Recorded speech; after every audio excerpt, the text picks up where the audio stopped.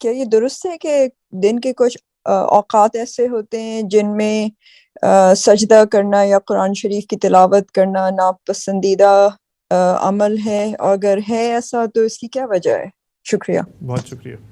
قرآن مجید کی تلاوت تو آپ جب چاہیں، جس وقت چاہیں، صبح کریں، شام کریں، دعا کریں، اللہ کا نام لیں، اس میں کوئی مسئلہ نہیں ہے۔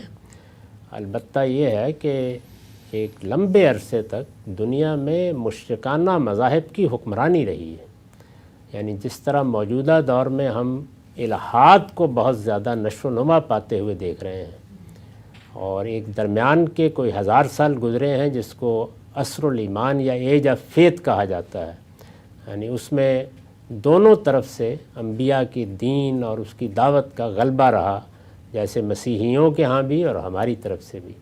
لیکن اس سے پہلے سیدھے سیدھے مشرکانہ مذاہب کا غلبہ تھا، اور کم و بیش دنیا کی 2500 ہزار سال کی تاریخ ایسی ہی گزری ہے جو ہمیں معلوم ہے۔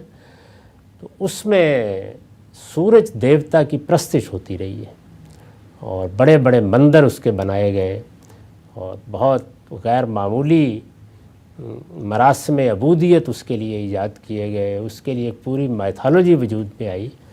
تو اس لیے رسول اللہ صلی اللہ علیہ وسلم نے اس پس منظر میں ہمیں روک دیا کہ سورج کے طلوع اور غروب کے وقت جو سورج کی پرستش کے اوقات تھے لوگوں میں، تم سجدہ نہ کیا کرو تاکہ کوئی مشابہت پیدا نہ ہو جائے۔ تو اس کو کہتے ہیں صد للذریعہ، کیونکہ دین تو چند انٹلیکچوئلز اور دانشوروں کے لیے نہیں ہوتا، دیہاتی عوام ہر طرح کے لوگ ہوتے ہیں۔ تو یہ ایک لحاظ سے لوگوں کو تنبیہ کی گئی کہ وہ کہیں اپنے آباء کے مذہب کی طرف نہ لوٹ جائیں اس کے نتیجے۔